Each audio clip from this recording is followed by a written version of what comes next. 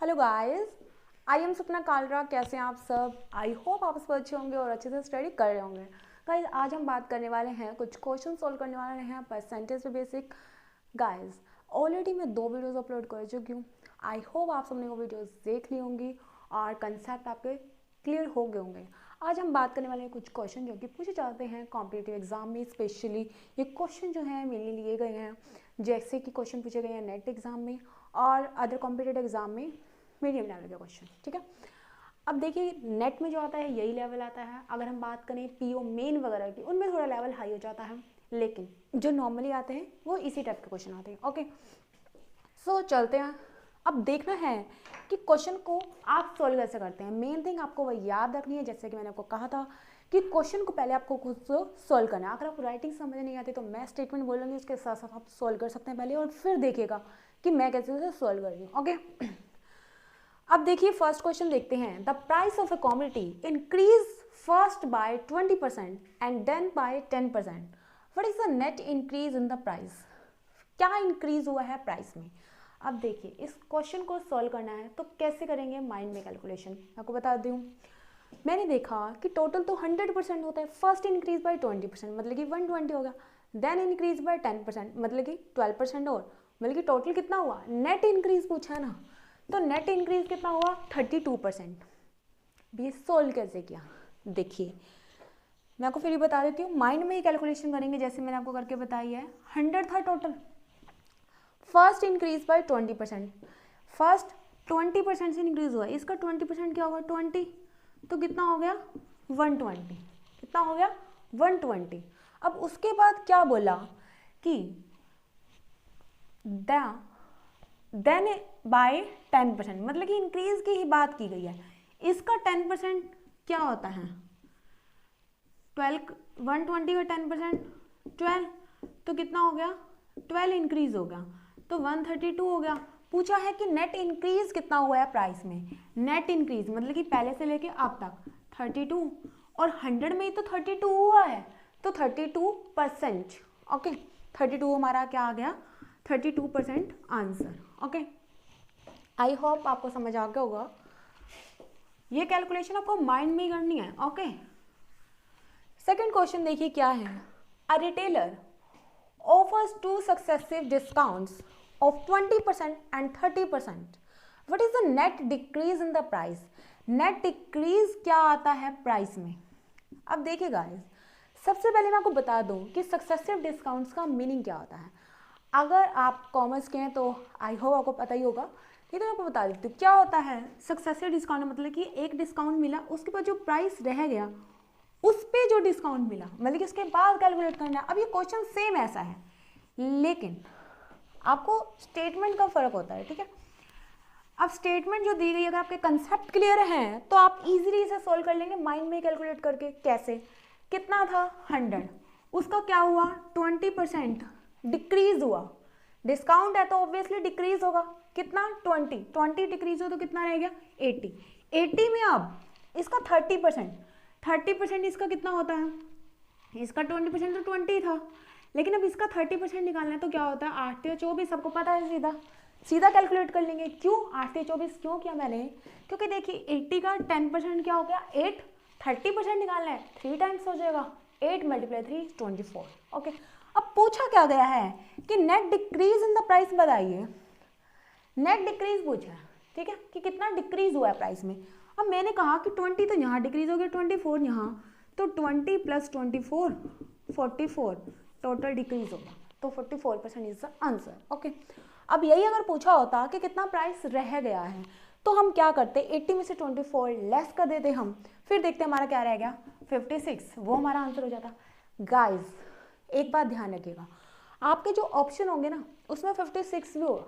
अब स्टेटमेंट ध्यान से पढ़ने का यही फायदा होगा कि अगर आपने स्टेटमेंट ध्यान से पढ़ी है, इसमें पूछा गया है कि net decrease in the price. ये नहीं है कि आपने रट्टा लगा रखा है कि इसमें से ये डिक्रीज करते थे फिर इसका ये % डिक्रीज करते थे, यहाँ जो हो जाता है वो आंसर। ऐसा नहीं करना है। ओके, पहले देखना है कि पूछा क्या गया है और उसी अकॉर्डिंग कैलकुलेट कर देना है सिंपली।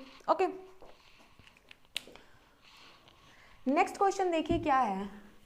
गाइस, अगर आपको कोई भी क्वेश्चन ऐसा होता है कि एक बार में समझ नहीं आता है तो एक बार आपको क्या करना था, वीडियो को रिपीट करके देख लीजिए कीजिए, उससे क्या होता है कि माइंड में क्लिक हो जाता है और धीरे से खुद से सॉल्व भी करके देखा कीजिए, ठीक है, क्योंकि सिर्फ ऐसे पढ़ने से मैथ नहीं होता है कभी भी।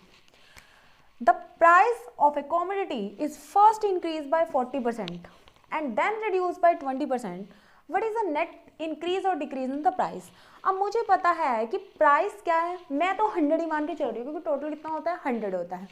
इन्होंने बोला कि फर्स्ट इंक्रीज बाय 40%, पहले बार इंक्रीज हो गया 40%, मतलब कि कितना हो गया 140, देन रिड्यूस बाय 20%, रिड्यूस हो गया फिर कितने से 20% से। मैंने कहा 140 का 20, 14 दूनी 28, 28 डिक्रीज हो गया, कितना रह गया, डिक्रीज हो गया तो 112 रह गया। अब पूछा नेट इंक्रीज और डिक्रीज पूछा है, कितना परसेंट हुआ है, ठीक है। तो मैंने देखा कि पहले तो 112 रह गया है, ठीक है, पहले कितना था 100 था, 112 रह गया, तो टोटल कितना हुआ 12%। 12% क्या हो रहा है, इंक्रीज हो रहा है। अब ये कैसे की कैलकुलेशन मैं आपको बता देती हूँ बोर्ड पे।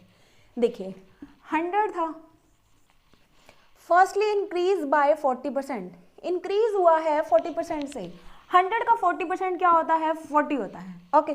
देन रिड्यूस बाय 20%, इसके बाद रिड्यूस हुआ 20% से, इसके बाद मतलब कि जो टोटल आया कितना आया 140 आ गया था, इसका 20% करेंगे तो इसका 20% क्या होता है 28, क्योंकि 10% तो क्या हो गया 14, 20 उसका डबल तो कितना हो गया 28। अब हमने देखा कि अगर हम 28 क्या हो रहा है रिड्यूस हो रहा है, 20% क्या हुआ रिड्यूस हुआ, ये गाइस ध्यान रखिएगा, ठीक है। तो कितना रह गया 112 रह गया। कैलकुलेशन कैसे करनी है, लेस कैसे करना है ये भी देख लीजिए।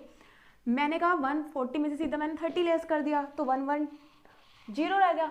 अब मैंने कहा 2 ज़्यादा दे दिए थे तो 2 ऐड कर देंगे 112, ठीक है। माइंड में कैलकुलेशन करनी है लेकिन आपको सारी।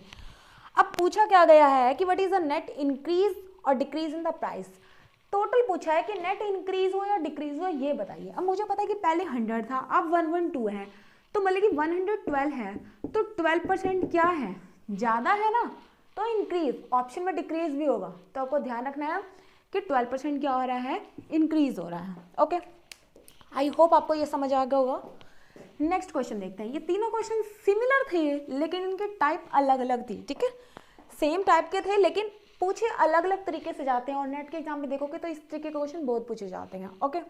नेक्स्ट क्वेश्चन देखिए, अगर थोड़ा अच्छे लेवल का क्वेश्चन आता है, अगर आप कॉमर्स के हो तो जरूरी अच्छे लेवल के क्वेश्चन आते हैं आप में, और अगर आप बैंकिंग पीओ वगैरह के लिए प्रिपेयर कर रहे हैं तो वहाँ भी ऐसे क्वेश्चन पूछे जाते हैं। स्टेटमेंट देखिए ध्यान से और पहले खुद सॉल्व करने की कोशिश कीजिए, सारे क्वेश्चन करने हैं, okay.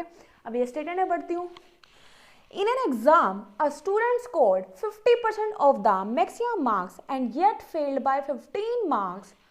If he had scored 10% more than what he scored, he would have just managed to get the pass percentage. What are the maximum marks of the paper? Okay. अब ये question I hope आप सबने solve करके देख लिया होगा। कितना time लगा, कैसे सॉल्व किया, आपने सबने ये सॉल्व कर लिया होगा, ये मैं सोच के चल रही हूँ, ठीक है। अब इसके बाद मैं आपको बताती हूँ कि मैंने कैसे ये सॉल्व करूँगी। मैंने देखा स्टूडेंट स्कोर कर रहा है 50%, लेकिन फिर भी वो फेल हो रहा है 15 नंबर से। अगर वो स्कोर कर लेता है 10% मोर बट ही स्कोर, मतलब कि 5%, तो 5% की वैल्यू है 15। मुझे निकालनी है कितना मैक्सिमम, मैक्सिमम कितने होते हैं 100, 100% की वैल्यू, 10% की वैल्यू क्या हो जाएगी 30, 100 की क्या हो जाएगी 300। इतना सा क्वेश्चन है ये। हुआ कैसे मैं अब बताती हूँ आपको, समझ नहीं आया है तो मैं आपको डिटेल में बता रही हूँ, वो एक्सप्लेनेशन देखिए। In an exam a student score 50% of the maximum, मतलब कि वो टोटल जो था ना, टोटल तो देखो 100 ही होता है, उसका अगर वो 50% स्कोर कर रहे हैं, कह रहे कि वो फिर भी फेल हो रहे हैं, कितने मार्क्स से फेल हो रहे हैं, यहाँ तो 50% दे रखा है लेकिन वो 15 नंबर से 15 मार्क्स से फेल हो रहे हैं, ठीक है।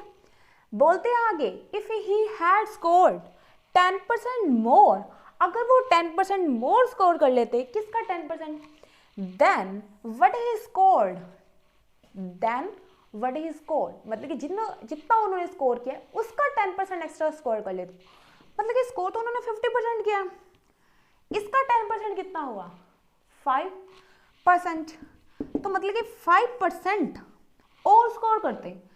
हमें पता है कि फेल कितने से हुए थे 15 नंबर से, अब वो 5% स्कोर कर रहे हैं तो मतलब कि वो 15 मार्क्स ही तो एक्स्ट्रा ले रहे होंगे ना, तो मतलब कि 5% की वैल्यू क्या है 15। अब पूछा गया कि what are the maximum marks of the paper, pass वाले मार्क्स नहीं पूछे, पास वाले पूछते तो हम कैसे निकालते कि 50% तो उन्होंने किए थे और 5% और कर रहे हैं, तो उसकी वजह से पास हो रहे, मतलब कि 55% की वैल्यू निकालनी होती है हमें, ठीक है। लेकिन हमसे पूछा गया मैक्सिमम मार्क्स, मैक्सिमम मतलब कि 100%, तो 5% की वैल्यू मुझे पता है क्या है 15 है, तो यहाँ से सीधा दिखता है कि 5 की 15 तो 10 की कितनी हो गई 30।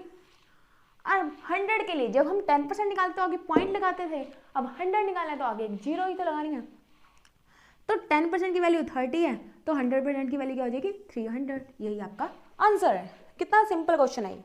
स्टेटमेंट आपको बड़ी दिखती है, लेकिन अगर आपको स्टेटमेंट समझ आ जाते हैं, आपके कंसेप्ट क्लियर है, तो आप वही 15 to 20 सेकेंड में क्वेश्चन ईजिली सॉल्व कर सकते हैं।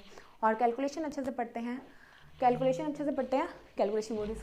अच्छे से पढ़ते हैं, तो जल्दी ही क्वेश्चन कर लेते हैं। ओके, हो सकता है कि आपको 20 सेकेंड भी ना लगे।